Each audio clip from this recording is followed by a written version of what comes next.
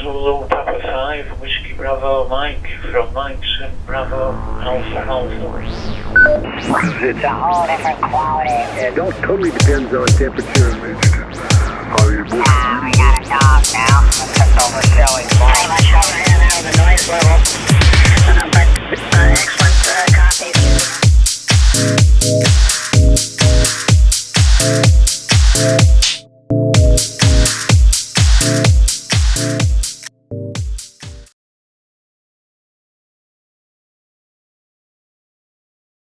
Okay, so let's have a listen to some shortwave frequencies that I've preset. And I've got most of the available devices in this house turned off.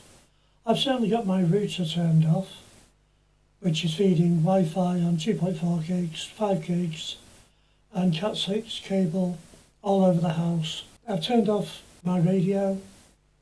I've got this computer on because I need it to record with. So let's have a look at bands and see what we can find. Okay, so he's on 40 metres. He's peaking at about minus 38 decibels. Yes, there's some spikes on the band, but it's not too bad. Let's go up to 30 metres. It's a very strong signal, probably stronger than it was earlier. 20 metres. This guy seems to stay on this frequency all the time, which is really useful. And apart from a few strong broadcasts, you can see the band is pretty quiet. It's down in the minus 50 decibels.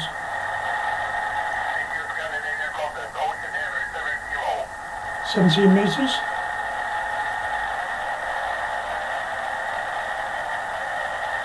Not sure what that is. 15 metres. Pretty clear. I reckon you could put it there. 11 metres.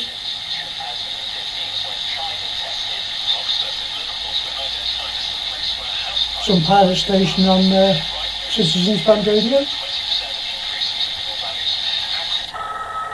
6 metre band.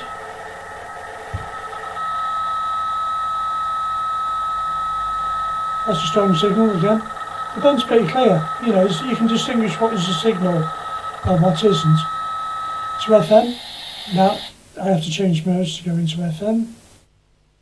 I need to go to quadrature sampling. Okay, radio 2, clean as anything. This is my local, one of the local aircraft frequencies. Because they never transmit when you want to demonstrate, but you can see the band is fairly clear. There's a lot of radio telemetry stuff used for aviation, so it's no surprise that there's some spot frequencies in use there. So it's my local 2 metre repeater. Shouldn't have to wait too long for somebody to come on board, even if I had to trigger it myself. You can see there that bounced back pretty strong.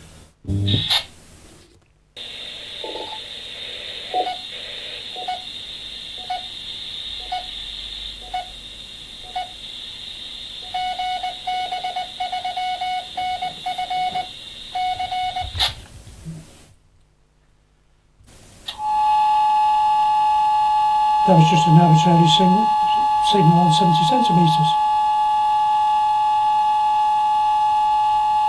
So that's what it's like with the Wi-Fi turned off.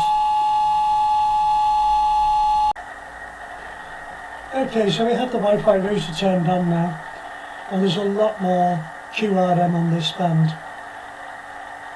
The more signal we could make out fairly clearly before is almost completely out there now. Let's go to the next one at 30 metres. He's not bad actually. How about 20 metres? Oh, look at those cones. So this cone pattern is caused by and large by Cat6 cable. Oh, we've got a QSO. That's a bonus. Now look at the interference on the band. I'll put some slides up side by side so you can compare these.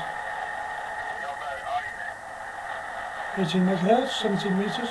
We didn't get anything on that anyway. I did earlier.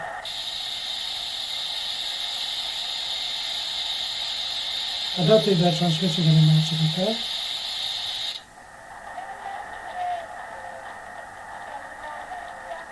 Okay, so we get the parent radio station, but look at this massive spikes. 6 meters.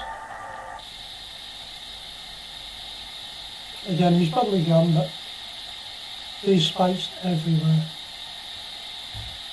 Let's go to our band 2. Band 2. There's an expression that I heard for a while. It's through FM radio.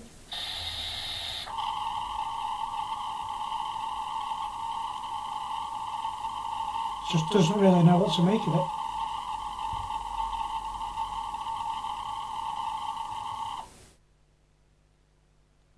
Pretty quiet on airwave, airband. Anyone wants to transmit to me again? 2 meters, not too bad. It's not affecting the reception particularly. But we can see how many spikes there are on the band. It's not really a good situation. That's where my router is. If I check the router in, my node.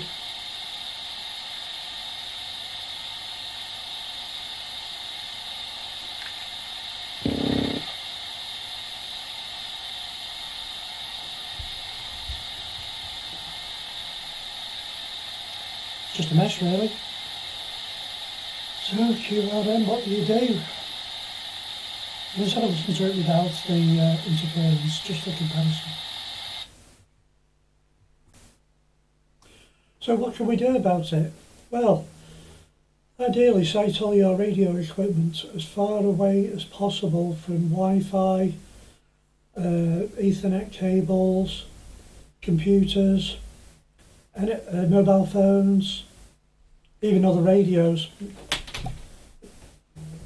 It's a tricky one, and I've had a lot of problems in this house, both getting Wi-Fi working and getting an acceptable signal level and low QRM. I'm still working on it really. SDR radios are very useful for diagnosing the problem, as you can see. Obviously an amateur radio picks up on the frequency it's tuned to only. It's nice to know what's going on across a whole band at once or many bands, and then you can make some decisions. Even satellite TV and cable TV cables can cause problems. I personally am going to locate my HF rig as far away from everything as possible. Even the VHF is sometimes suppressed by QRM from Wi-Fi and Ethernet. It's a 21st century problem, and it's really annoying. Lots of people are turning to digital radio modes, things like Echo Link that will allow you to connect directly to the internet itself. Use the internet for connectivity rather than have it cause you problems. One possible solution is to use a magnetic loop aerial because they do reject interference, but inevitably they need a preamplifier to boost the signal level. That is also going to boost any remaining QRM, so it can make the problem worse, but it's certainly worth experimenting with when you can buy one on eBay for about £40, or you can make one yourself just from some coax and an FET, a couple of components. There's lots of instructional guides on how to do that, and it's something I'll be looking at myself. HF is the worst culprit because we're looking at so many frequencies and we want our antenna to be resonant. So it's a really big problem because you can focus on one band.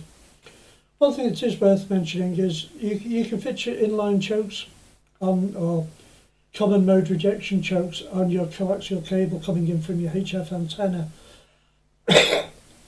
This will prevent QRM coming in through the antenna, sorry, not from coming in through the antenna, but coming in down the coax. It will prevent the coaxial cable working as an antenna and then QRM inside the house to the signal from the antenna. Because effectively you've got two antennas. The coax is one antenna and the antenna on the end of it is another one. I'm also going to be experimenting with a QRM eliminator.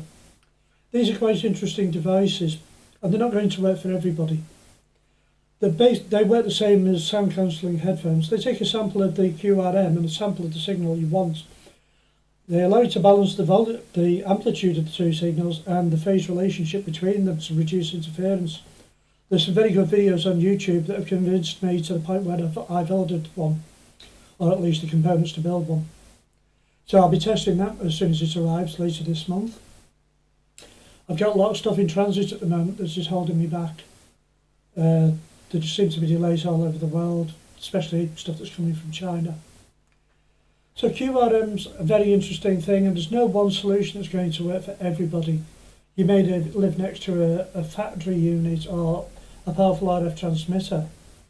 I very rapidly discovered with a Baofeng handheld radio that as soon as you get near to a repeater or a transmitter stack, it just goes deaf. It just swamps the front end. They're a lovely sensitive little radio, but as soon as you get near something that's putting out 20 watts or more, it just blankets it. Matt Lewis from Ringway Manchester found exactly the same thing on Blackpool Tower. So it's a known issue with Chinese radios generally. Certainly, even the Anytone, I think, swamps with the Wi-Fi signal in the house. It does seem to swamp the front end. Of course, you make it worse by fitting a better antenna. Sometimes a little stubby antenna is better, and certainly the one I'm using on my Node. The Node seems to get swamped sometimes. The antenna on the Node's only that big. But it stops it getting swamped. You only need a small input to get it working. So more signal isn't always better. Less QRM definitely is. And then you've got QRN. What is QRN? That is local noise, audio noise, noise in your environment. I've got cars going past here all day long. Central heating. I've got two computers running here. One's got extreme cooling on, the other hasn't. It's a NAS and it's an old PC. It's not too noisy now. I've previously tried water cooling, and it's an effective way of cooling computers, but it's quite expensive. But then the fan cooling on my main PC costs more than the water cooling, but it's extremely quiet. I can barely tell when the machine's on. It's only the fact that I've got LED lights going around strobing all the time that I know the computer's on.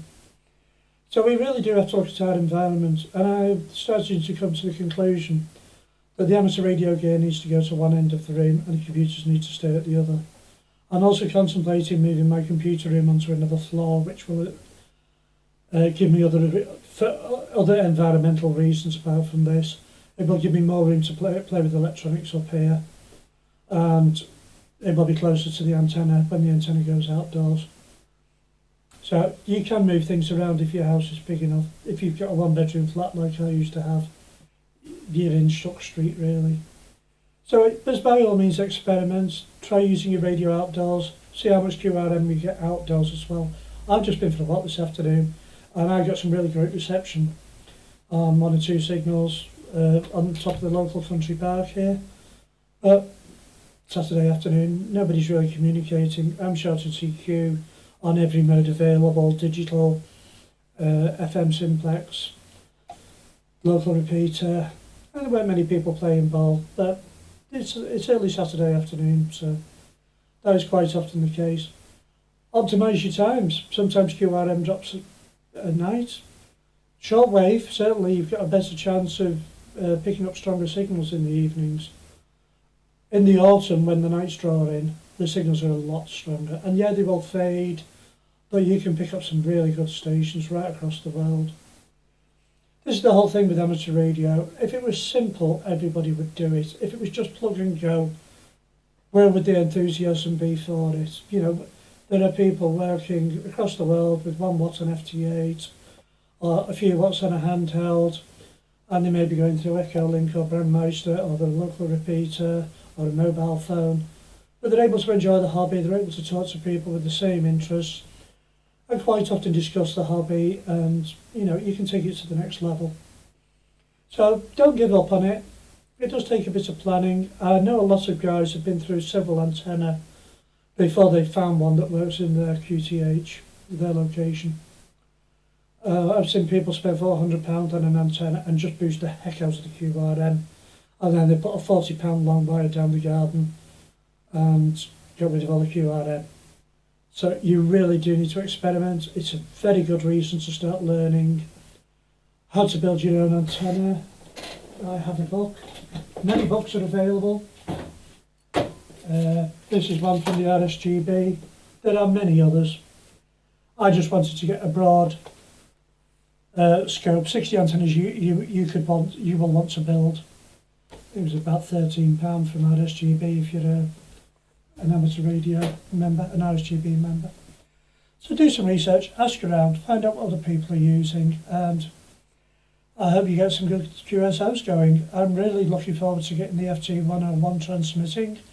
It's receiving an absolute dream. I have been testing it this morning with the Wi-Fi turned off, and the difference was amazing. It is more sensitive than the SDR. It's got better selectivity than the SDR. It will pick signals out of nothing. So yeah, I've got two SDRs. I managed to find the old one, my old one, and I've got an RTL SDR as well. I love these things. I want to get one dedicated onto a Raspberry Pi. Then I can make it mobile. Then I can go sit on top of a hill or whatever, and just drag a piece of wire up a tree. Yeah, experiment, see what you can do. You know, I played with CB radio in the early days, and I got amazing results with a little 6 or 8 watt radio. I mean 4 watt, they're only 4 watts, aren't they, obviously, because that's all you're allowed to transmit. Yes, so do experiments, give me some feedback of your situation. I can't really help people individually, you know, but by all means post, and somebody else may have had the same issues. Keep those computers miles away. Get rid of those Ethernet cables. Got a gigabit all over this house, but it is radiating like a crazy thing. So I hope you get some good QSOs. I hope it helps you to make the most of the hobby. Thanks for watching, and please do subscribe and tick the bell, then you get notified when I launch a new video. And I'll keep making videos. Thanks again, 73s. Whoa, whoa, whoa, whoa, whoa, whoa, whoa, yeah, we are playing the place to